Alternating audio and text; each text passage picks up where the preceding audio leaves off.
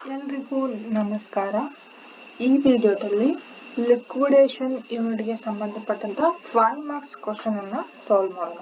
Okay, ನಾನು ಈಗಾಗಲೇ ಒಂದು ವಿಡಿಯೋನ ರೆಡಿ ಮಾಡಿದ್ದೀನಿ. ಆ ವಿಡಿಯೋದಲ್ಲಿ ಈ ಯೂನಿಟ್ನ ಎಲ್ಲ ಥಿಯರಿ ಪಾರ್ಟನ್ನು ಕವರ್ ಮಾಡಿದ್ದೀನಿ.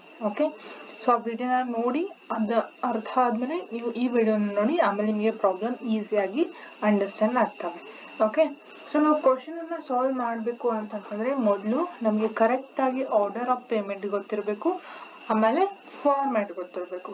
ಓಕೆ, ಸೊ ಎರಡು ಫಾರ್ಮ್ಯಾಟು ಆಮೇಲೆ ಆರ್ಡರ್ ಆಫ್ ಪೇಮೆಂಟ್ ಅನ್ನ ನಾವು ಪರ್ಫೆಕ್ಟ್ ಮಾಡ್ಕೊಂಡ್ವಿ ಅಂತಂದ್ರೆ ಜೊತೆಗೆ ರೆಮ್ಯುನರೇಷನ್ ಕ್ಯಾಲ್ಕುಲೇಷನ್, ಲಿಕ್ವಿಡೇಟರ್ ರೆಮ್ಯುನರೇಷನ್ ಏನ್ ಬರುತ್ತಲ್ವಾ, ಈ 3 ವಿಷಯಗಳನ್ನ ನಾವು ಕ್ಲಿಯರ್ ಆಗಿ ಅರ್ಥ ಮಾಡ್ಕೊಂಡ್ವಿ ಅಂತಂದ್ರೆ ಇನ್ನು ಟಫ್ ಯಾವುದೇ ವಿಷಯ ಬರುವುದಿಲ್ಲ, ಈ 3 ವಿಷಯವನ್ನ ಹೊರತುಪಡಿಸಿ. ಓಕೆ, ಇದ್ರ ಮೊದಲಿಗೆ ಆರ್ಡರ್ ಆಫ್ ಪೇಮೆಂಟ್ ಅನ್ನ ನೋಡೋಣ. ಓಕೆ, ಸೊ ಮೊದಲಿಗೆ ನಾವು ಸೆಕ್ಯೂರ್ಡ್ ಕ್ರೆಡಿಟರ್ಸ್ಗೆ ಪೇ ಮಾಡ್ತೀವಿ, ರೈಟ್. ಯೂಶ್ವಲಿ ಏನಪ್ಪಾ ಅಂದ್ರೆ ಆರ್ಡರ್ ಅಲ್ಲಿ ಸೆಕ್ಯೂರ್ಡ್ ಕ್ರೆಡಿಟರ್ಸ್ಗೆ ಮೊದಲು ಆದ್ಯತೆ ಇರುತ್ತೆ, ಬಟ್ ಯೂಶ್ವಲಿ ಅವರಿಂದ ಏನಾದರೂ ಸರ್ಪ್ಲಸ್ ಉಳಿತು ಅಂತಂದ್ರೆ ಅದನ್ನ ರಿಸಿಟ್ ಸೈಡ್ ಅಲ್ಲಿ ರೆಕಾರ್ಡ್ ಮಾಡ್ತೀವಿ, that is to surplus from secured creditors. So ಅದು ಯಾವ ತರ ಸರ್ಪ್ಲಸ್ ಬರುತ್ತೆ ಅಂತ ಹೇಳಿ ಪ್ರಾಬ್ಲಮ್ ಅಲ್ಲಿ ಹೇಳ್ತೀನಿ. ಓಕೆ, ಆಮೇಲೆ ಲೀಗಲ್ ಚಾರ್ಜಸ್ ಅನ್ನ ಪೇ ಮಾಡ್ತೀವಿ, ಲಿಕ್ವಿಡೇಟರ್ ರೆಮ್ಯುನರೇಷನ್ ನ ಪೇ ಮಾಡ್ತೀವಿ, ನೆಕ್ಸ್ಟ್ ಲಿಕ್ವಿಡೇಷನ್ ಎಕ್ಸ್ಪೆನ್ಸಸ್ ಅನ್ನ ಪೇ ಮಾಡ್ತೀವಿ, ಆಮೇಲೆ workmen's due and claims of secured creditors ಅನ್ನ ಪೇ ಮಾಡ್ತೀವಿ, ಪ್ರಿಫರೆನ್ಷಿಯಲ್ ಕ್ರೆಡಿಟರ್ಸ್ ಅನ್ನ ಪೇ ಮಾಡ್ತೀವಿ, ಡಿಬೆಂಚರ್ ಹೋಲ್ಡರ್ಸ್ ಅನ್ನ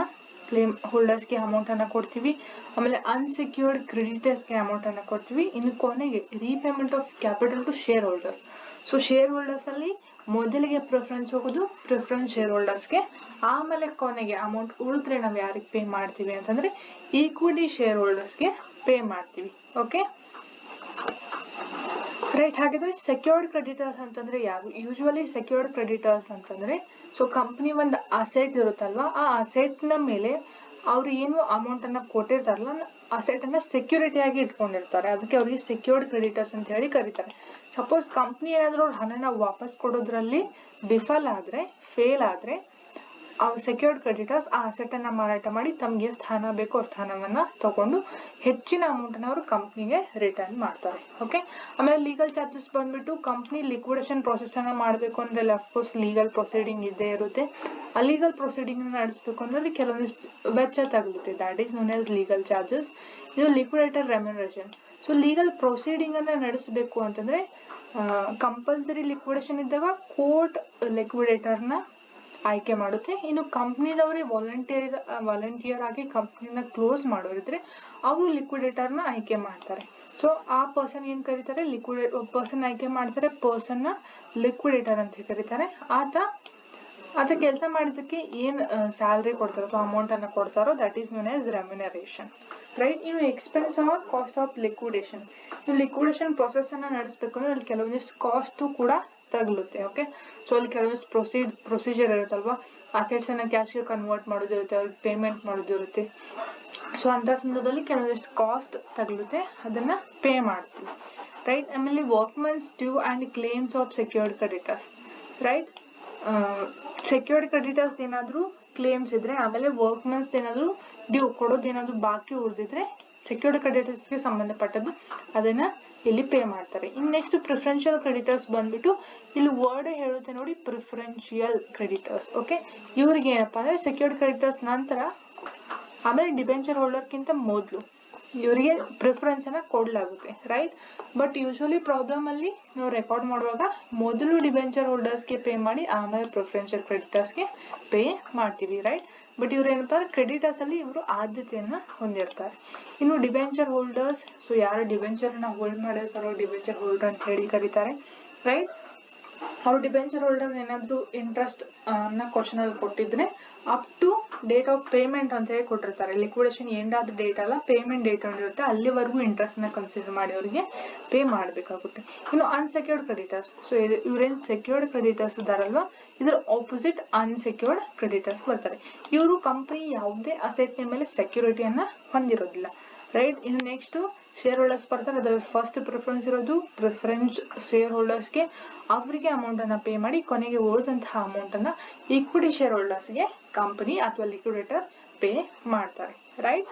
ಏನಪ್ಪಾ ಅಂದ್ರೆ ಆರ್ಡರ್ ಆಫ್ ಪೇಮೆಂಟ್. ಇನ್ನು ಫಾರ್ಮ್ಯಾಟ್ ಬಂದ್ಬಿಟ್ಟು so liquidators final statement of account. So receipt side amount, payment side amount. Left side ಅಲ್ಲಿ ರಿಸೀಟ್ ಅನ್ನ ರೆಕಾರ್ಡ್ ಮಾಡ್ತೀವಿ, ರೈಟ್ ಸೈಡ್ ಅಲ್ಲಿ ಪೇಮೆಂಟ್ಸ್ ಅನ್ನ ರೆಕಾರ್ಡ್ ಮಾಡ್ತೀವಿ. ರೈಟ್, ಹಾಗಿದ್ರೆ ಕಂಪನಿ ಕ್ಲೋಸ್ ಆಗ್ತಾ ಇರುವಾಗ ಒಂದು ರೀಸನ್ ಏನಿರುತ್ತೆ ಅಂತಂದ್ರೆ ಅದು ಸಾಕಷ್ಟು ಪ್ರಾಫಿಟ್, ಕಂಪನಿ ಹತ್ರ ಸಾಕಷ್ಟು ಪ್ರಾಫಿಟ್ ಇಲ್ಲದೆ ಇರ್ಬೋದು, ಅಥವಾ ಜಾಸ್ತಿ ಲಯಬಿಲಿಟಿ ಹೊರೆಯನ್ನ ಹೊತ್ತಿರ್ಬೋದು. ಈ ಕಾರಣಕ್ಕೋಸ್ಕರ ಕಂಪನಿ ಕ್ಲೋಸ್ ಆಗುತ್ತೆ. ರೈಟ್, ಕೆಲವೊಂದು ಸರ್ಕಮ್ಸ್ಟೆನ್ಸಸ್ ಅನ್ನ ನೋಡಿದ್ವಿ, ಬಟ್ ಮೇನ್ ರೀಸನ್ ಈ ತರ ಇರ್ತವೆ. ಸೊ ಅಂತ ಸಂದರ್ಭದಲ್ಲಿ ರಿಸೀಟ್ಸ್ ಅಂದ್ರೆ ಕ್ಯಾಶ್ ಅನ್ನ ಯಾವ ರೂಪದಲ್ಲಿ ಕಂಪನಿ ಕಲೆಕ್ಟ್ ಮಾಡುತ್ತೆ ಅಂತಂದ್ರೆ ಅದರ ಕ್ಯಾಶ್ ಇನ್ ಹ್ಯಾಂಡ್ ಇದ್ರೆ ಅದನ್ನ ರೆಕಾರ್ಡ್ ಮಾಡುತ್ತೆ, ಕ್ಯಾಶ್ ಅಟ್ ಬ್ಯಾಂಕ್ ಇದ್ರೆ ಆ ಅಮೌಂಟ್ ಅನ್ನ ಕನ್ಸಿಡರ್ ಮಾಡುತ್ತೆ. ಆಮೇಲೆ third one very very important, assets realised. So assets realised ಅಂತಂದ್ರೆ ಕಂಪನಿ ಹತ್ರ ಏನ್ ಫಿಕ್ಸ್ಡ್ ಅಸೆಟ್ಸ್ ಇರ್ತಾವಲ್ವಾ ಅವುಗಳನ್ನ ಮಾರಾಟ ಮಾಡಿ ಏನ್ ಕ್ಯಾಶ್ ಬರುತ್ತೋ ಆ ಅಮೌಂಟ್ ಅನ್ನ ರಿಸೀಟ್ ಸೈಡ್ ಅಲ್ಲಿ ರೆಕಾರ್ಡ್ ಮಾಡ್ತಾರೆ. That is known as assets realised. Right, ಇಲ್ಲಿ ನೋಡಿ ಇನ್ನು to surplus from secured creditors. So ಈ ಸರ್ಪ್ಲಸ್ ಫ್ರಮ್ ಸೆಕ್ಯೂರ್ಡ್ ಕ್ರೆಡಿಟರ್ಸ್ ಅನ್ನ ಯಾವಾಗ ರೆಕಾರ್ಡ್ ಮಾಡ್ತೀವಿ ಅಂತಂದ್ರೆ ಏನು ಸೆಕ್ಯೂರಿಟಿಯ ಮೇಲೆ ಕ್ರೆಡಿಟರ್ಸ್ ರೈಟ್ ಅನ್ನ ಹೊಂದಿರ್ತಾರಲ್ವ ಆ ಅಸೆಟ್ ನ ಮಾರಾಟ ಮಾಡಿದ ನಂತರ ಅವ್ರಿಗೆ ಎಷ್ಟು ಬೇಕೋ ಅಷ್ಟು ಹಣವನ್ನ ಅವ್ರು ತಗೋತಾರೆ. ರಿಮೈನಿಂಗ್ ಅಮೌಂಟ್ ಅನ್ನ ಏನ್ ರಿಟರ್ನ್ ಮಾಡ್ತಾರಲ್ವ ಕಂಪ್ನಿಗೆ, ಅಲ್ಲೇನಾದ್ರೂ ಸರ್ಪ್ಲಸ್ ಉಳಿದ್ರೆ, ಇಲ್ಲಿ ಕ್ವಶನ್ ಅಲ್ಲಿ ಇದೆ ನೋಡಿ, ಸೆಕ್ಯೂರ್ಡ್ ಕ್ರೆಡಿಟರ್ಸ್ ಸೆಕ್ಯೂರಿಟಿ ರಿಯಲೈಸ್ಡ್ ಬಂದ್ಬಿಟ್ಟು ಅಸೆಟ್ 8,000 ಇದೆ, ಅವ್ರಿಗೆ ಪೇ ಮಾಡ್ಬೇಕಾಗಿರೋ ಅಮೌಂಟ್ ಎಷ್ಟಿದೆ 7,000. ಹಾಗಾದ್ರೆ ಡಿಫರೆನ್ಸ್ ಏನು 1,000 ಬರುತ್ತಲ್ವಾ, that is known as surplus from secured creditors. Right, ಇನ್ನು ಅನ್ಪೇಡ್ ಕಾಲ್ಸ್ ರಿಸೀವ್ಡ್. ಸಪೋಸ್ ಕೆಲವೊಂದಿಷ್ಟು ಜನ ಶೇರ್ ಹೋಲ್ಡರ್ಸ್ ಕಾಲ್ ಮನಿಯನ್ನ ಪೇ ಮಾಡಿರ್ಲಿಲ್ಲ ಅಂತಾರೆ, ಅವ್ರ ಹತ್ರ ಕಲೆಕ್ಟ್ ಮಾಡ್ಕೋತಾರೆ. ಇನ್ನು calls on contribution made and received. Right, so contributories ಅಂತ ಹೇಳಿ ಬರ್ತಾರೆ, ಅವ್ರ ಹತ್ರ ಕಾಲ್ಸ್ ಅನ್ನ ಅವಶ್ಯಕತೆ ಬಿತ್ತು ಅಂತಂದ್ರೆ ಕ್ಯಾಶ್ ನ ತುಂಬಾ ಕೊರತೆ ಇತ್ತು ಅಂದ್ರೆ ಅವ್ರ ಕಡೆನೂ ಕೂಡ ಕಲೆಕ್ಟ್ ಮಾಡುವಂತ ಕೆಲಸವನ್ನ ಮಾಡ್ತಾರೆ. ಇನ್ನು ಕಾಂಟ್ರಿಬ್ಯೂಟರೀಸ್ ಬಂದ್ಬಿಟ್ಟು ಕಂಪನಿಯ ಒಂದು ವರ್ಷಕ್ಕಿಂತ ಮೊದಲು ಸಪೋಸ್ ಅವ್ರ ಶೇರ್ ಹೋಲ್ಡರ್ಸ್ ಇರ್ಲಿ ಇಲ್ಲದೆ ಇರ್ಲಿ, ಅವರು ಶೇರ್ ಹೋಲ್ಡರ್ಸ್ ನ ಹಿಂಪಡೆದಕ್ಕಿಂತ ಒಂದು ವರ್ಷದ ಏನ್ ಅವಧಿ ಇರುತ್ತಲ್ಲ ಆ ಅವಧಿ ಪ್ಲಸ್ ಕರೆಂಟ್ ಶೇರ್ ಹೋಲ್ಡರ್ಸ್ ಇಬ್ಬರನ್ನು ಕಂಬೈನ್ ಆಗಿ ಕಾಂಟ್ರಿಬ್ಯೂಟರೀಸ್ ಅಂತ ಹೇಳಿ ಕರೀತಾರೆ. ಓಕೆ, ಕ್ವಶನ್ ಅಲ್ಲಿ ಬಂದ್ರೆ ಡೀಟೇಲ್ ಆಗಿ ಡಿಸ್ಕಷನ್ ಮಾಡೋಣ. ಇನ್ನು ಆರ್ಡರ್ ಆಫ್ ಪೇಮೆಂಟ್, ಇಲ್ಲೇನು ಆರ್ಡರ್ ಆಫ್ ಪೇಮೆಂಟ್ ಅನ್ನ ಫಾಲೋ ಮಾಡಿದೀವಲ್ಲ ಅದೇ ಇಲ್ಲಿ ಬರುತ್ತೆ. ಒನ್ ಡಿಫರೆನ್ಸ್ ಏನಪ್ಪಾ ಅಂತಂದ್ರೆ ಪ್ರಿಫರೆನ್ಷಿಯಲ್ ಕ್ರೆಡಿಟರ್ಸ್ ಗಿಂತ ಮೊದಲು ನಾವು ಡಿಬೆಂಚರ್ ಹೋಲ್ಡರ್ಗೆ ಪೇ ಮಾಡ್ತೀವಿ. ಮೊದಲಿಗೆ ಲೀಗಲ್ ಚಾರ್ಜಸ್ ಅನ್ನ ಪೇ ಮಾಡ್ತೀವಿ, ಆಮೇಲೆ ಲಿಕ್ವಿಡೇಟರ್ ರೆಮ್ಯುನರೇಷನ್, ನೆಕ್ಸ್ಟ್ ಬಂದ್ಬಿಟ್ಟು liquidation expenses or expenses of liquidation, next debenture holders, ಆಮೇಲೆ preferential creditors, unsecured creditors, preference share holders, then equity share holders. ಕೊನೆಗೆ ಎಷ್ಟು ಅಮೌಂಟ್ ಉಳಿಯುತ್ತೋ ಅದನ್ನ ಲಾಸ್ಟ್ ಕೊನೆಗೆ ಯಾರಿಗೆ ಕೊಡ್ತೀವಿ ಅಂದ್ರೆ ಇಕ್ವಿಟಿ ಶೇರ್ ಹೋಲ್ಡರ್ಸ್. ಯಾಕೆ ಇಕ್ವಿಟಿ ಶೇರ್ ಹೋಲ್ಡರ್ಸ್ಗೆ ಕೊನೆಗೆ ಅಂತಂದ್ರೆ they are the real owner of the company. Okay, question ಬಂದ್ಬಿಟ್ಟು the unlucky limited went in to voluntary liquidation. So ಅವರು ಇಲ್ಲಿ ವಾಲಂಟರಿ ಲಿಕ್ವಿಡೇಷನ್ ನ ಮಾಡ್ತಾ ಇದ್ದಾರೆ. ಇಲ್ಲಿ ಯಾವುದೇ ಕೋರ್ಟ್ ನ ಹಸ್ತಕ್ಷೇಪ ಇಲ್ಲ, ಅವ್ರ ಸ್ವಇಚ್ಛೆಯಿಂದ ಕಂಪನಿ ಆಕ್ಟಿವಿಟೀಸ್ ಅನ್ನ ಕ್ಲೋಸ್ ಮಾಡ್ತಾ ಇದ್ದಾರೆ. Okay, then it's realised value of assets. So assets realised value ಅನ್ನು ಕೊಟ್ಟಿದ್ದಾರೆ 70,000. ಅಂಡ್ ಇದ್ರ ಜೊತೆಗೆ ಕೆಲವೊಂದಿಷ್ಟು ಇನ್ಫಾರ್ಮೇಶನ್ ಕೊಟ್ಟಿದ್ದಾರೆ. The following information is available. That is share capital 2,000 shares of ₹10 each, 20,000 ಇದೆ. Secured creditors security realised 8,000. ಏನ್ ಸೆಕ್ಯೂರಿಟಿ ಮೇಲೆ ಅವರು ರೈಟ್ ಅನ್ನ ಹೊಂದಿದ್ರಲ್ವಾ ಕ್ರೆಡಿಟರ್ಸ್, ಅದರ ವ್ಯಾಲ್ಯೂ ಬಂದ್ಬಿಟ್ಟು 8,000 ಇದೆ. ಅವ್ರಿಗೆ ಕೊಡ್ಬೇಕಾಗಿರೋದು ಎಷ್ಟಿದೆ 7,000. ರಿಮೈನಿಂಗ್ ಏನ್ ರೆಕಾರ್ಡ್ ಮಾಡ್ತೀವಿ, ಸರ್ಪ್ಲಸ್ ಫ್ರಮ್ ಸೆಕ್ಯೂರ್ಡ್ ಕ್ರೆಡಿಟರ್ಸ್ ಅನ್ನ ರೆಕಾರ್ಡ್ ಮಾಡ್ತೀವಿ. ಇನ್ ನೆಕ್ಸ್ಟ್ ಬಂದ್ಬಿಟ್ಟು ಪ್ರಿಫರೆನ್ಷಿಯಲ್ ಕ್ರೆಡಿಟರ್ಸ್ ನ ಕೊಟ್ಟಿದ್ದಾರೆ 1,200. ಆಮೇಲೆ ಅನ್ಸೆಕ್ಯೂರ್ಡ್ ಕ್ರೆಡಿಟರ್ಸ್ ಇದೆ, ದಟ್ ಇಸ್ 28,000. ಇನ್ನು ಡಿಬೆಂಚರ್ ಹೋಲ್ಡರ್ಸ್ 50,000 ಇದೆ. ಲಿಕ್ವಿಡೇಷನ್ ಎಕ್ಸ್ಪೆನ್ಸಸ್ 1,000 ಇದೆ. ಆಮೇಲೆ ಲಿಕ್ವಿಡೇಟರ್ ರೆಮ್ಯುನರೇಷನ್ ಬಂದ್ಬಿಟ್ಟು 1,500 ಇದೆ. ಮೇನ್ ಕ್ವಶನ್ ಬಂದ್ಬಿಟ್ಟು prepare liquidators final statement of account. Okay, ಈ ತರ ಯೂಶುವಲಿ 5 ಮಾರ್ಕ್ಸ್ ನಿಮ್ ಕ್ವಶನ್ ಅನ್ನ ಕೇಳ್ತಾರೆ. ರೈಟ್, ಇನ್ನು ಸೊಲ್ಯೂಷನ್ ಬಂದ್ಬಿಟ್ಟು liquidators final statement of account. Okay, forward ಪ್ರಕಾರನೂ ಹೋಗೋಣ, ಆಮೇಲೆ ಕ್ವಶನ್ ಅಲ್ಲಿ ಕೊಟ್ಟಂತಹ ಇನ್ಫಾರ್ಮೇಶನ್ ಕೂಡ ಕನ್ಸಿಡರ್ ಮಾಡೋಣ. ಮೊದಲಿಗೆ ರಿಸಿಟ್ ಸೈಡ್ ಏನ್ ಕೊಟ್ಟಿದ್ದಾರೆ ನೋಡಿ, ಕ್ಯಾಶ್ ಇನ್ ಹ್ಯಾಂಡ್ ಆಮೇಲೆ ಕ್ಯಾಶ್ ಅಟ್ ಬ್ಯಾಂಕ್ ಅನ್ನ ಕೊಟ್ಟಿದ್ದಾರೆ. ಹಾಗಾದ್ರೆ ಕ್ವಶನ್ ಅಲ್ಲಿ ನೋಡಿ ಕ್ಯಾಶ್ ಇನ್ ಹ್ಯಾಂಡ್ ಆಮೇಲೆ ಕ್ಯಾಶ್ ಅಟ್ ಬ್ಯಾಂಕ್ ಕೊಟ್ಟಿದ್ದಾರಾ? ರೈಟ್, ಎಲ್ಲೂ ಕೊಟ್ಟಿಲ್ಲ. ಓಕೆ, ಹಾಗಿದ್ರೆ ಆ ಐಟಮ್ ನ ರೆಕಾರ್ಡ್ ಮಾಡೋ ಅವಶ್ಯಕತೆ ಇಲ್ಲ. ಇನ್ನು ಥರ್ಡ್ ಐಟಮ್ ಬಂದ್ಬಿಟ್ಟು ಅಸೆಟ್ಸ್ ರಿಯಲೈಸ್ಡ್ ಕೊಟ್ಟಿದ್ದಾರೆ. ಓಕೆ, ಹಾಗಿದ್ರೆ ನೋಡಿ ಕ್ವಶನ್ ಅಲ್ಲಿ ಅಸೆಟ್ಸ್ ರಿಯಲೈಸ್ಡ್ ಇದೆ ಅಲ್ವಾ, 70,000 ಇದೆ. ಸೊ 2 ಅಸೆಟ್ಸ್ ರಿಯಲೈಸ್ಡ್ ಎಷ್ಟು ರೆಕಾರ್ಡ್ ಮಾಡ್ತೀವಿ ಅಂತಂದ್ರೆ 70,000 ಅನ್ನ ರೆಕಾರ್ಡ್ ಮಾಡ್ತೀವಿ. ರೈಟ್, ಇನ್ನು ನೆಕ್ಸ್ಟ್ ಬಂದ್ಬಿಟ್ಟು ರೆಕಾರ್ಡ್ ಮಾಡೋ item that is surplus from secured creditors ಇದೆ. ಓಕೆ, ಹಾಗಿದ್ರೆ ಸೆಕ್ಯೂರ್ಡ್ ಕ್ರೆಡಿಟರ್ಸ್ ಅನ್ನ ಅಬ್ಸರ್ವ್ ಮಾಡಿ. ಅಸೆಟ್ ಎಷ್ಟು ಅಸೆಟ್ ನ ವ್ಯಾಲ್ಯೂ ಎಷ್ಟಿದೆ 8,000. ಅವ್ರಿಗೆ ಕೊಡ್ಬೇಕಾಗಿರೋದು ಎಷ್ಟು 7,000. ಓಕೆ, ಹಾಗಿದ್ರೆ surplus from secured creditors 8,000 minus 7,000 ಕೊಟ್ಟಾಗ ನಮ್ಮ ಹತ್ರ ಉಳಿಯುವಂತಹ ವ್ಯಾಲ್ಯೂ ಎಷ್ಟು ಅಂತಂದ್ರೆ 1,000. This is known as surplus from secured creditors. Okay, ಇಷ್ಟೇನಪ್ಪಾ ಅಂತಂದ್ರೆ ರಿಸೀಟ್ಸ್ ಐಟಮ್ ಅನ್ನ ಕೊಟ್ಟಿದ್ದಾರೆ ಕ್ವಶನ್ ಅಲ್ಲಿ. ಇಲ್ಲಿ ಅನ್ಪೇಯ್ಡ್ ಕಾಲ್ಸ್ ಬಗ್ಗೆ ಯಾವುದೇ ಇನ್ಫಾರ್ಮೇಶನ್ ಕೊಟ್ಟಿಲ್ಲ. ಅದಕ್ಕೋಸ್ಕರ ಈ ಕ್ವಶನ್ ಅಲ್ಲಿ ಇರುವಂತಹ ರಿಸೀಟ್ಸ್ ಐಟಮ್ ಯಾವುವು ಅಂತಂದ್ರೆ ಅಸೆಟ್ಸ್ ರಿಯಲೈಸ್ಡ್ ಆಮೇಲೆ ಸರ್ಪ್ಲಸ್ ಫ್ರಮ್ ಸೆಕ್ಯೂರ್ಡ್ ಕ್ರೆಡಿಟರ್ಸ್, ಇವೆರಡು ಐಟಮ್. ಇನ್ನು ಪೇಮೆಂಟ್ಸ್ ಅನ್ನ ನೋಡಿ, ಪೇಮೆಂಟ್ಸ್ ಅನ್ನ ಮಾಡುವಾಗ ನಾವು ಆರ್ಡರ್ ಆಫ್ ಪೇಮೆಂಟ್ ಅನ್ನ ಫಾಲೋ ಮಾಡಬೇಕು ಅಂತ ಹೇಳಿದ್ವಿ, ರೈಟ್. ಮೊದಲಿಗೆ ಕೊಟ್ಟಿರೋದೇನು ಲೀಗಲ್ ಚಾರ್ಜಸ್ ಅನ್ನ ಕೊಟ್ಟಿದ್ದಾರೆ. ಹಾಗಾದ್ರೆ ಕ್ವಶನ್ ಅಲ್ಲಿ ಲೀಗಲ್ ಚಾರ್ಜಸ್ ಇದೆ ಅಥವಾ ಇಲ್ಲ ಅಂತ ಹೇಳಿ ನೋಡಿ, ಲೀಗಲ್ ಚಾರ್ಜಸ್ ಅನ್ನ ಎಲ್ಲೂ ಕೊಟ್ಟಿಲ್ಲ. ಓಕೆ, ಹಾಗಾದ್ರೆ ಅದನ್ನ ಡ್ಯಾಶ್ ಇಡಿ. ಸೊ ನೀವು ಬರ್ದೇ ಇದ್ರೂ ನಡೆಯುತ್ತೆ, ಸ್ವಲ್ಪ ಪ್ರಾಕ್ಟೀಸ್ ಆಗುವವರೆಗೂ ನೀವು ಆರ್ಡರ್ ಆಫ್ ಪೇಮೆಂಟ್ ಅನ್ನ ಫಾಲೋ ಮಾಡಿದ್ರೆ ಏನು ತೊಂದರೆ ಇರೋದಿಲ್ಲ. ಇನ್ನು ನೆಕ್ಸ್ಟ್ ಬಂದ್ಬಿಟ್ಟು ಯಾರಿಗೆ ಪೇ ಮಾಡಬೇಕು, ಲಿಕ್ವಿಡೇಟರ್ ರೆಮ್ಯುನರೇಷನ್ ನ ಪೇ ಮಾಡಬೇಕು. ಓಕೆ, ಹಾಗಾದ್ರೆ ಲಿಕ್ವಿಡೇಟರ್ ರೆಮ್ಯುನರೇಷನ್ ಎಲ್ಲಿ ಕೊಟ್ಟಿದ್ದಾರೆ ನೋಡಿ, ಕೊನೆ ಕೊಟ್ಟಿದ್ದಾರೆ, ಫಿಕ್ಸ್ ಅಮೌಂಟ್ ಅನ್ನ ಕೊಟ್ಟಿದ್ದಾರೆ. ಯೂಶುವಲಿ ಲಿಕ್ವಿಡೇಟರ್ಗೆ ರೆಮ್ಯುನರೇಷನ್ ಪೇ ಮಾಡಬೇಕು ಅಂದ್ರೆ ನಾವು 4 ಮೆಥಡ್ ಅನ್ನ ಫಾಲೋ ಮಾಡ್ತೀವಿ. ಮೊದಲನೇ ಮೆಥಡ್ ಬಂದ್ಬಿಟ್ಟು ಲಂಸಮ್ ಮೆಥಡ್ ಇರುತ್ತೆ, ಅವರಾಗೆ ಫಿಕ್ಸ್ ಅಮೌಂಟ್ ಅನ್ನ ಕೊಟ್ಟಿರ್ತಾರೆ. ಇನ್ನು ಸೆಕೆಂಡ್ ಬಂದ್ಬಿಟ್ಟು percentage on assets realised, percentage on amount realized, and percentage on secured creditors, and percentage on shareholders. Okay, ಈ ತರ 5 ಮೆಥಡ್ ಅನ್ನ ಕೊಟ್ಟಿರ್ತಾನೆ. ಅದ್ರ ಮೊದಲು ಈ ಕ್ವಶನ್ ಅಲ್ಲಿ ಇರುವಂತದ್ದು lump sum method. Okay, already fixed amount ಅನ್ನ ಕೊಟ್ಟಿದ್ದಾರೆ, ಅಷ್ಟೇ ಅಮೌಂಟ್ ಅನ್ನ ಪೇ ಮಾಡಿ ಅಂತ ಹೇಳಿದ್ದಾರೆ. ಹಾಗಾದ್ರೆ ಲಿಕ್ವಿಡೇಟರ್ ರೆಮ್ಯುನರೇಷನ್ಸ್ 1,500 ಅನ್ನ ಪೇ ಮಾಡ್ತೀವಿ. In next order of payment ಏನಿದೆ ಅಂತಂದ್ರೆ expenses of liquidation or liquidation expenses ಇದೆ. ಹಾಗಾದ್ರೆ ಕ್ವಶನ್ ಅಲ್ಲಿ ಕೊಟ್ಟಿದ್ದಾರೆ ನೋಡಿ. ಓಕೆ, ಲಿಕ್ವಿಡೇಷನ್ ಎಕ್ಸ್ಪೆನ್ಸಸ್ 1,000 ಅನ್ನ ಕೊಟ್ಟಿದ್ದಾರೆ. ಅದನ್ನ ಇಲ್ಲಿ ನೆಕ್ಸ್ಟ್ ರೆಕಾರ್ಡ್ ಮಾಡ್ತೀವಿ, ದಟ್ ಈಸ್ 1,000. ಇನ್ನು ನೆಕ್ಸ್ಟ್ ಪೇಮೆಂಟ್ ಬಂದ್ಬಿಟ್ಟು ಡಿಬೆಂಚರ್ ಹೋಲ್ಡರ್ಸ್ ಇದೆ. ಕ್ವಶನ್ ಅಲ್ಲಿ ನೋಡಿ ಡಿಬೆಂಚರ್ ಹೋಲ್ಡರ್ಸ್ ಕೊಟ್ಟಿದ್ದಾರೆ, ದಟ್ ಈಸ್ 50,000. ಆ 50,000 ನ ಇಲ್ಲಿ ರೆಕಾರ್ಡ್ ಮಾಡ್ತೀವಿ. Okay, that is 50,000. ಇನ್ನು ನೆಕ್ಸ್ಟ್ ನೋಡಿ, ನೆಕ್ಸ್ಟ್ ಡಿಬೆಂಚರ್ ಹೋಲ್ಡರ್ ಆದ ನಂತರ ಪ್ರಿಫರೆನ್ಷಿಯಲ್ ಕ್ರೆಡಿಟರ್ಸ್ಗೆ ಪೇ ಮಾಡ್ತೀವಿ. ಓಕೆ, ಕ್ವಶನ್ ಅಲ್ಲಿ ಕೊಟ್ಟಿದ್ದಾರೆ ಪ್ರಿಫರೆನ್ಷಿಯಲ್ ಕ್ರೆಡಿಟರ್ಸ್ ಬಂದ್ಬಿಟ್ಟು 1,200 ಇದೆ. ಹಾಗಾದ್ರೆ ಇಲ್ಲಿ ರೆಕಾರ್ಡ್ ಮಾಡಿ 1,200. ಓಕೆ, ಇನ್ನು ನಾವು ಯೂಶಲಿ ಆರ್ಡರ್ ಆಫ್ ಪೇಮೆಂಟ್ ಅನ್ನ ಈಸಿಯಾಗಿ ಫಾಲೋ ಮಾಡಬಹುದು. ಅದ್ರ ಜೊತೆಗೆ ನಮ್ಮ ಹತ್ರ ಎಷ್ಟು ಕ್ಯಾಶ್ ಅವೈಲೇಬಲ್ ಇದಾವೆ ಅನ್ನೋದನ್ನು ಕೂಡ ಕನ್ಸಿಡರ್ ಮಾಡೋದು very very important. Okay, so ಇದಂತಹ ಅಮೌಂಟ್ ನಾವಿಲ್ಲಿ ರೆಕಾರ್ಡ್ ಮಾಡ್ಕೊಂತ ಹೋದ್ರೆ that is not a real calculation. Of course ಇಲ್ಲಿ ಒಂದು ನಾವು ಗೆಸ್ ಅನ್ನ ಮಾಡ್ಬೋದು, ಇಲ್ಲಿ 71,000 ಇದೆ ಅಂತಂದ್ರೆ ಇಷ್ಟು ಐಟಮ್ ಅನ್ನ ನಾವು ಈಸಿಯಾಗಿ ಪೇ ಮಾಡ್ಬೋದು. ಓಕೆ, ಸೊ ಇಲ್ಲಿ 50,000 ಇದೆ, ಇಲ್ಲಿ 1,000, 3,700, 3,700 ಟೋಟಲ್ ಅನ್ನ ಈಸಿಯಾಗಿ ಪೇ ಮಾಡಿದೀವಿ. ಓಕೆ, ಕೆಲವೊಂದ್ ಸತಿ ಏನಪ್ಪ ಅಂದ್ರೆ ದೊಡ್ಡ ಅಮೌಂಟ್ ಇರುವಾಗ ನಾವು ಒಂದಿಲ್ಲಿ ವರ್ಕಿಂಗ್ ನೋಟ್ ಅನ್ನ ಮಾಡ್ಬೇಕಾಗುತ್ತೆ. Okay, working note. ಸೊ ಈ ವರ್ಕಿಂಗ್ ನೋಟ್ ಏನು ಅಂತಂದ್ರೆ calculation of cash available. Okay, ಹಾಗೆ ಇಲ್ಲಿರುವಂತಹ ರಿಸೀಟ್ಸ್ ಅನ್ನ ಕನ್ಸಿಡರ್ ಮಾಡಿ ಕೊಟ್ಟಂತಹ ಪೇಮೆಂಟ್ಸ್ ನ ಲೆಸ್ ಮಾಡ್ಕೊಂತ ಬಂದ್ರೆ ನಮ್ಗೆ ಏನ್ ಗೊತ್ತಾಗುತ್ತೆ ಅಂತಂದ್ರೆ ಎಷ್ಟು ಕ್ಯಾಶ್ ಉಳಿದಿದಾವೆ, ಇನ್ನು ನೆಕ್ಸ್ಟ್ ಪೇಮೆಂಟ್ ಮಾಡಬೇಕಾಗಿರುವಂತಹ ಪಾರ್ಟೀಸ್ಗೆ ಕೊಡೋದಕ್ಕೆ ಎಷ್ಟು ಕ್ಯಾಶ್ ಉಳಿದಿದಾವೆ ಅನ್ನೋದನ್ನ ತಿಳ್ಕೊಳ್ಳೋದಕ್ಕೆ ಈ ವರ್ಕಿಂಗ್ ನೋಟ್ ನಮ್ಗೆ ಹೆಲ್ಪ್ ಆಗುತ್ತೆ. That is calculation of cash available.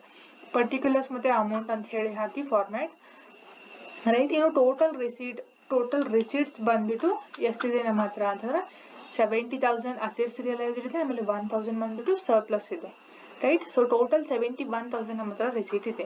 ಇನ್ನು ಲೆಸ್ ಏನ್ ಮಾಡ್ತೀವಿ ಅಂದ್ರೆ ಪೇಮೆಂಟ್ಸ್, ರೈಟ್. ಮೊದಲಿಗೆ ಪೇ ಮಾಡಿದ್ದು ಯಾರಿಗೆ, ಲಿಕ್ವಿಡೇಟರ್ ರೆಮ್ಯುನರೇಷನ್ ಪೇ ಮಾಡಿದೀವಿ.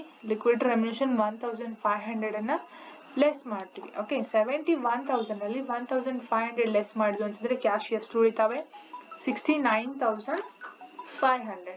ಓಕೆ, ಈ 69,500 ಏನ್ ಅರ್ಥ ಕೊಡುತ್ತೆ ಅಂತಂದ್ರೆ ನಾವು ಟೋಟಲ್ ರಿಸೀಟ್ ಅಲ್ಲಿ ಲಿಕ್ವಿಡೇಟರ್ ರೆಮ್ಯುನರೇಷನ್ ಗೆ 1,500 ಪೇ ಮಾಡಿದ್ವು ಅಂತಂದ್ರೆ ನಮ್ಮ ಹತ್ರ ಎಷ್ಟು ಉಳಿದಿದೆ, 69,500. ಈ 69,500 ಅಲ್ಲಿ ನಾವು ರಿಮೈನಿಂಗ್ ಅಮೌಂಟ್ ಅನ್ನ ಪೇ ಮಾಡಬೇಕು ಅಂತ ಹೇಳಿ ಅರ್ಥ ಕೊಡುತ್ತೆ. ಓಕೆ, ಇದ್ರ ನೆಕ್ಸ್ಟ್ ಸೆಕೆಂಡ್ ಪೇಮೆಂಟ್ ಯಾರಿಗೆ ಮಾಡಿದೀವಿ ಅಂದ್ರೆ ಲಿಕ್ವಿಡೇಷನ್ ಎಕ್ಸ್ಪೆನ್ಸಸ್ ಅನ್ನ ಪೇ ಮಾಡಿದೀವಿ, ರೈಟ್. ಲಿಕ್ವಿಡೇಷನ್ ಎಕ್ಸ್ಪೆನ್ಸ್ 1,000 ಪೇ ಆಗಿದೆ. ಕ್ಯಾಶ್ ಎಷ್ಟು ಉಳಿಯುತ್ತೆ ಅಂತಂದ್ರೆ 68,500 ಉಳಿಯುತ್ತೆ, ರೈಟ್. ಇನ್ನು ಥರ್ಡ್ ಒನ್ ಬಂದ್ಬಿಟ್ಟು ಡಿಬೆಂಚರ್ ಹೋಲ್ಡರ್ಗೆ ಪೇ ಮಾಡಿದೀವಿ. ಸೊ ಡಿಬೆಂಚರ್ ಹೋಲ್ಡರ್ಗೆ ಎಷ್ಟು ಪೇ ಮಾಡಬೇಕು ಅಂತಂದ್ರೆ 50,000 ಅನ್ನ ಪೇ ಮಾಡಬೇಕು. ಓಕೆ, ಸೊ 60,000 ಅನ್ನ ಪೇ ಮಾಡಿದಾಗ ಕ್ಯಾಶ್ ಎಷ್ಟು ಉಳಿಯುತ್ತೆ ಅಂತಂದ್ರೆ ದಟ್ ಈಸ್ 18,500 ಕ್ಯಾಶ್ ಉಳಿಯುತ್ತೆ, ರೈಟ್. 50,000 ಡಿಬೆಂಚರ್ ಹೋಲ್ಡರ್ಗೆ ಪೇ ಮಾಡಿದಾಗ ಕ್ಯಾಶ್ ಎಷ್ಟು ಉಳಿಯುತ್ತೆ ಅಂದರೆ 18,500 ಉಳಿಯುತ್ತೆ. ಇನ್ನು ನೆಕ್ಸ್ಟ್ ಪ್ರಿಫರೆನ್ಷಿಯಲ್ ಕ್ರೆಡಿಟರ್ಸ್ಗೆ ಎಷ್ಟು ಕೊಡ್ಬೇಕು ನಾವು? 1,200. ಓಕೆ, ಹಾಗಿದ್ರೆ ನಮ್ಮ ಹತ್ರ ಕ್ಯಾಶ್ ಅದಾವಲ್ವಾ, ಈಸಿಯಾಗಿ ನಾವು 1,200 ಅನ್ನ ಪೇ ಮಾಡ್ತೀವಿ 18,500 ಅಲ್ಲಿ. 1,200 ಅನ್ನ ನಾವು ಪೇ ಮಾಡಿದ್ವಿ ಅಂತಂದ್ರೆ ಹಿಯರ್ ನಮ್ಗೆ ಎಷ್ಟು ಕ್ಯಾಶ್ ಉಳಿಯುತ್ತೆ ಅಂತಂದ್ರೆ ದಟ್ ಈಸ್ 17,300 ಕ್ಯಾಶ್ ಉಳಿಯುತ್ತೆ. ಓಕೆ, 18,500 ಉಳಿದಂತಹ ಕ್ಯಾಶ್ ಅಲ್ಲಿ 1,200 ಪ್ರಿಫರೆನ್ಷಿಯಲ್ ಕ್ರೆಡಿಟರ್ಸ್ ಅನ್ನ ಪೇ ಮಾಡಿದ್ವಿ ಅಂದ್ರೆ 17,300 ಕ್ಯಾಶ್ ಉಳಿಯುತ್ತೆ, ರೈಟ್. ಇನ್ನು ಕೊನೆಗೆ ಕೊಡ್ಬೇಕಾಗಿರೋದು ಯಾರಿಗಪ್ಪ ಅಂತಂದ್ರೆ ಅನ್ಸೆಕ್ಯೂರ್ಡ್ ಕ್ರೆಡಿಟರ್ಸ್. ಓಕೆ, ಹಾಗಿದ್ರೆ ಅನ್ಸೆಕ್ಯೂರ್ಡ್ ಕ್ರೆಡಿಟರ್ಸ್ಗೆ ಕೊಡಬೇಕಾಗಿರುವಂತಹ ಅಮೌಂಟ್ ಎಷ್ಟು ಅನ್ನೋದನ್ನ ನೋಡಿರಿ. ಓಕೆ, 28,000 ಅಮೌಂಟ್ ಅನ್ನ ನಾವು ಅವ್ರಿಗೆ ಕೊಡಬೇಕು, ರೈಟ್. ಬಟ್ ನಮ್ಮ ಹತ್ರ ಕ್ಯಾಶ್ ಎಷ್ಟು ಉಳಿದಿದೆ ನೋಡಿ, ಇಲ್ಲಿ ಕೊನೆಗೆ 17,300 ಕ್ಯಾಶ್ ಉಳಿದಿದೆ. ಓಕೆ, ಹಾಗಿದ್ರೆ ಈ ತರ ಕ್ಯಾಶ್ ಉಳಿದಾಗ ನಮ್ಮ ಹತ್ರ ಎಷ್ಟು ಕ್ಯಾಶ್ ಇದೆನೋ ಅಷ್ಟೇ ಕ್ಯಾಶ್ ಅನ್ನ ಕೊಡ್ಬೇಕಾಗುತ್ತೆ. ಇಲ್ಲಿ 28,000 ಅನ್ನೇ ಪೇ ಮಾಡ್ಬೇಕು ಅಂತ ಹೇಳಿ ಕಂಪಲ್ಸರಿ ಇಲ್ಲ, ಯಾಕೆಂದ್ರೆ ಮೊದಲೇ ಕಂಪ್ನಿ ಲಾಸ್ ಒಳಗಿದೆ, ಅದು ಲಾಸ್ ಅನ್ನ ಅನುಭವಿಸ್ತಾ ಇರುವಾಗ ಸೊ ಯಾವುದೇ ಕಂಪಲ್ಸರಿ ಇರೋದಿಲ್ಲ. ಎಷ್ಟು ಸಾಧ್ಯ ಆಗುತ್ತೋ ಅಷ್ಟು ರಿಟರ್ನ್ ಮಾಡುವಂತ ಕೆಲಸವನ್ನ ಲಿಕ್ವಿಡೇಟರ್ ಮಾಡ್ತಾ ಇರ್ತಾರೆ.